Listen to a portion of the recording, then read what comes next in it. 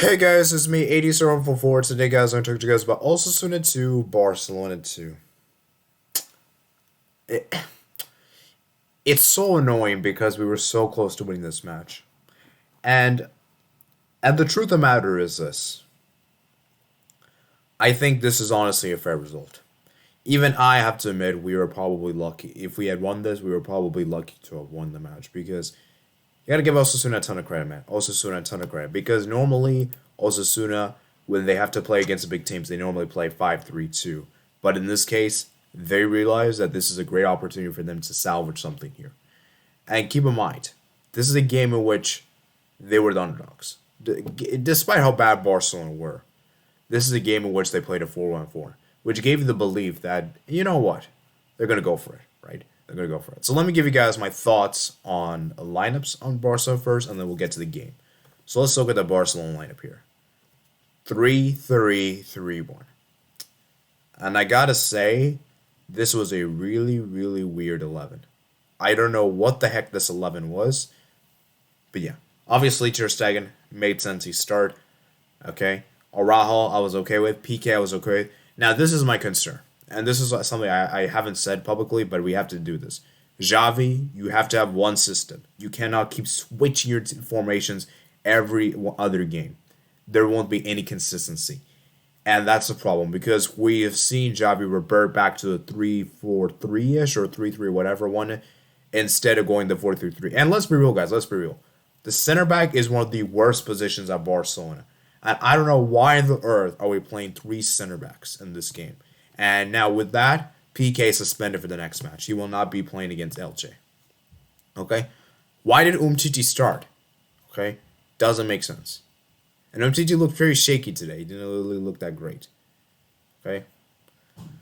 Nico Gonzalez, okay. I think it was okay. Busquets, okay. Gavi was okay. Dembele, okay. De Jong, ABDE, De Jong. So, my concern with this 11 was that we had no fullbacks. And I get that we're not going to have Jordi. I get that we're not going to have anyone of Jordi Alba's caliber. But one of the things I've been noticing a lot with Barcelona, especially with Xavi and Koeman in particular, a lot of players are playing in weird positions. Like, I've seen Dest play as a winger. I have seen Gavi play as a winger. Heck, I've even seen players play as center backs when they shouldn't be playing. There is just so many weird stuff going on, and that in a team you got to put your best player in their best position. And I think Xavi's got to blame for this, And I'm not saying that he isn't innocent, of course. It's harsh to blame everything on him, but of course he deserves a little bit of blame. We'll get to that in a bit. But I'm just saying is that you need to play your best players in best positions. And the problem with this whole thing is that we just put out a different formation. Okay? So let's start with the actual game. Overall, I gotta say the first couple of minutes, it was a good start. It was a decent start. Very open indeed. And then what a goal that was from Nico Gonzalez. What a cross into the box from Gavi to Nico there. And it was a great finish indeed. So yeah, like you see, of course, it's a long throw to box. MTZ missed a chance to clear it. Goes all the way, yeah. And yeah, this is the effort right here. Oh, that's the second goal. Why is it showing that? Anyways, the left wing, ABDE was good. Dembele, yeah. Good run. And then came the big moment. This was a great cross from Gavi into the box. Nico Gonzalez stays on side. Some the Osasuna players thought it would be offside, but it's actually onside just about. And it is 1-0 Barca. 1-0 Barca. It's a dream start indeed. But then, we just know that this team doesn't have a lot of good. It can have a lot of good and lows, and it just came back to bite us. And of course, we all know how crap Barcelona are defensively. And holy behold, David Garcia equalizes, and just like they were back level, it's a free kick from Malconto into the box with the Barcelona defense just losing track of David Garcia in the middle. Reza Hayes has a shot effort down into the ground with the back of the net, 1-1. Now, I know people will be blaming Ter Stegen for that. All I'm going to say this right now. You can blame him, but you shouldn't single-handedly blame him. It's not entirely his fault. Because whoever gave the free kick away, which I don't really exactly remember, yes, I forgot who gave away the free kick. It might have been Araujo who gave the free kick away. And it's just terrible man marking. It's terrible man marking. And these are basic set piece goals. And I hate when you can see this kind of things. It's so annoying. Because a lot of these because set piece goals in generally are very poor. Like a lot of these attempts, it was just a cross into the box. It's a simple header. And it's just a stupid thing to defend. And it's just a very terrible defending, and that's something that we have to improve upon. As I set pieces have been some of our Achilles' heel. We have conceded a lot of goals from set pieces when we really shouldn't have, and this is something that we got to improve in. I'm hoping that we see more improvement for this in the upcoming games because we need to really improve. But okay. Anyways, okay, so let's see. And then Dembele couldn't touch the ball. There was a great chance for Barcelona there to make it 2-1, but Dembele didn't get to the ball and it was cleared away before Dembele could even touch it. And then Nico goes and Nico defended really well there. Where is that moment? I think it's on right here. And yeah, and then this was a great save from Osasuna. They went down. He was fine. And then Umtiti was close to scoring there for Barca. Oh, this is what the thing I was talking about. The 38th minute. And at halftime, it was 1-1. It was all scored. The break was Osasuna. Barca ran 1. Nico got into the visitors led currently into about just minutes. Osasuna back on level. David Garcia rose highest to add a free kick past Ter Stegen. It was quiet after that, though, with neither side creating too many chances. It was a good half from Barca, but after quickly losing the lead, they struggled to test Herrera. They'll still got in good positions, though, and Xavi will want to see more of a clinical performance at the break. Also, had a couple of bright moments, but they'll need to more so they want to end their winless run. And then came the second half. And quickly after we saw that Xavi didn't make any changes, and this was a great counter-attack from Barcelona. Great counter-attack indeed from ABDE. Great moment for him scoring his first goal for the team. And it's a great counterattack from Barcelona through Dembele. Onto right, it's flicked by David Garcia, but falls into ABDE's feet and lets it bounce before shooting it straight into the roof of the net. I was certainly convinced they should have a penalty after it had Busquets' hand at the other end, but the goal stands 2-1 Barca. And I know a lot of Madrid fans, and I know a lot of general fans in general, people say, oh, wow, how come that wasn't a penalty and all? And like I said before, guys, VAR in this league is just a joke. Like, let's be real, guys. Every team is getting benefits from it, and every team is losing out. And so, for me, I think that should have at least been reviewed. But as I said, still didn't happen, and yeah. Vieira didn't check it, and Barcelona went on the other end, scored 2-1. And then John Kroos got booked for that. And yeah, I forgot to mention this. At the end of halftime there, Barcelona there was a penalty appeal for Barcelona. Let me see if I can find it right here. Yeah, Barcelona penalty appeal. And then no stoppage time, which was really interesting there. But yeah. But anyways, ABDE scores. And then Busquets, yeah, the handball there. And yeah, it's interesting. So, as I said, the Osasuna started to grow into the game. It seemed like Osasuna were looking like the better team. They made a lot of changes themselves. They brought on Azcue Avila, a striker, for a midfielder. Brought another midfielder, brought on a striker, Budimar. And now came where it's a really bad decision from Xavi. He brought on Oscar Mingueza for Nico Gonzalez. I gotta say this right now. Mingueza for me, for this team, is just horrible. Mingueza is terrible, guys. I don't want to see Mingueza for this team anymore. At least as a fullback. Okay, maybe as a center back he could do better.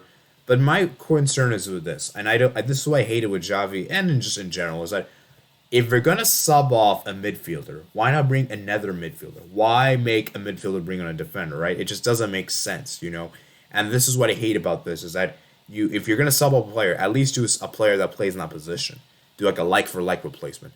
Don't do a substitution for don't do a defender for a midfielder. It just doesn't make sense, And Roberto Torres came on. I thought he was gonna start this match. I think Xavi got a yellow card there for calling the ball from David Garcia. Didn't win it when he didn't win a free kick. And then came Coutinho for Dembele, who looked like he got an injury, Dembele. I'm hoping it's a short-term injury because, my goodness me, guys, we cannot have Dembele injured again. And then Marc-André just got booked for a yellow card. And then it was inevitable. Osasuna were going to equalize. And, of course, it's the player off the bench. Avila equalized. Barca just don't deal with the corner. Monacata comes onto Ruiz ball. She's blocked by Coutinho, but it comes out to Avila inside the D. He hits the first time, actually slices the shot, but if Umtiti sticks out a slight touches wrong foot, Ter Stegen sends it bottom left corner, and it's 2-2. Piqué got a yellow card. As I said, Piqué will not be in the next match. He stopped Villa from getting there. And I remember towards the end in stoppage time, I saw that they were going to actually go for Osasuna nearly won the match. but Ter Stegen comfortably saved it. So, like I said, guys, it's a big missed opportunity here. Barcelona now winless in the last 3 games of all competition, now sit 8th in La Liga. Elche next at home. Osasun's winless run goes on, but it's a good point for them to stay 10th. They have Copa del Rey next up as they travel to Deportivo de la Corona. Also, they come from behind twice to draw 2-2 with Barcelona. Nico Gonzalez gave the visitors lead in the early in the first half with a lovely curling finish past Herrera. But just 2 minutes later, David Garcia pegged them back when he headed in a free kick sign as ABDE put them back in front after he fired to the roof of the net. They couldn't hold on, though, with that Villa deflected shot late in stoppage time. Stopped them from taking all 3 points. Like I said before, guys, this is just a very missed opportunity. And I feel like Xavi's substitutions the day were very poor on the day. I got to be honest with you. And I just didn't really think he should have brought Mingueza. That didn't really make sense in my opinion. He should have brought Eric Garcia, in my opinion, for Umtiti. Should have brought on Dest, Puig, and these kind of things. And like I said before, guys, this is really a battle for top 4 right now. We are now 8th in the table, guys. 8th, I repeat. And with this kind of form, guys, we're going to start to go down the table. It is very bad for us. We need to start picking up wins, guys. Because like I said before, guys, even though I still do believe we'll get top 4, it's not a guarantee. It is not guaranteed anymore. And I just checked last season. We're going to need around 60 to 70 points. Right now, we have played 16 matches, 24 points. I mean, let's do some quick math real quick. Let's say 65 from 38 games, right? That's going to be 1.7 points per game. Now let's do the current points we gain. We have 24 out of 16, right? 1.5. We got to start picking up wins. We got to start picking up wins big time because like I said before, guys, if we don't get top 4, we are in serious jeopardy. Not only sporting-wise, obviously sporting-wise will be terrible, but financially we're going to miss out on a lot of money and a lot of revenue, and we really need that, guys. We really need that. So it's imperative that we pick up these points. And like I said before, guys, there's that. So our next game is going to actually be a friendly. We have a friendly coming up next. It's against Boca Juniors. It's going to be on a Tuesday on December 14, 12 p.m. Now, granted, this game doesn't really matter for us quite entirely. But like I said, it is still important that we put out a decent performance in that match because like I said before, guys, we could see that. And I believe Dani Alves will actually make his official debut for that match. So that'll be interesting to see. And then we got Elche coming up. We got to win that match. And Sevilla on the road. We got to win that match. We can't afford to drop points anymore at this point. We got to win all these coming up matches. And it's going to be interesting to see how this Barcelona team does. Because like I said, guys, Xavi has a lot of work to do here. So, like I said, I hope Xavi continue. I just hope Xavi just goes back to 4-2-3 because I just feel like for me that's the best for this team. We cannot really play a 3-4-3. We can't play the 3-3-1 whatever that was. And let me just tell you the players that I thought played really well. I think ABDE for me was really good. I really liked his performance. Xavi was amazing. Nico Gonzalez was great. Everyone else was anomalous. Dembele looked decent for some time. Arau was okay. I think PK was okay. Frankie de Jong was actually, and I don't know what Frankie de Jong did in this game. Frankie de Jong was completely quiet. Luke de Jong didn't do anything in this game. Busquets was okay. Umtiti was okay. And that's a shame that only 3 players from this team were only great. And you know what's the sad part is that all 3 of these players that did play really well today are youngsters. They're from the B team. They're not even part of the first team. And that's just a statement that has to be said here. And that it's just a shame because ABDE for me really deserved it. He was really great today. I was really impressed with his performance. He had a great performance. And it's just a shame that for him and Nico Gonzalez, they did the best they could. And they still couldn't win the match for Barca. So as I said, we'll have to wait and see what happens. Hopefully Xavi learns from this. And hopefully we don't see any more defensive lapses in concentration. Because like I said before, guys, this defense for Barca is going to be very bad, and we have to change the defense. We have to change the defense if we're really serious about winning any trophies with this team. And so, yeah, like I said, there's that. So I hope you guys did enjoy the video, guys. Remember, guys, to check the platform, check on me, my other pods, link to the description below. And make sure you guys comment, subscribe, and I'll see you guys later. Peace out.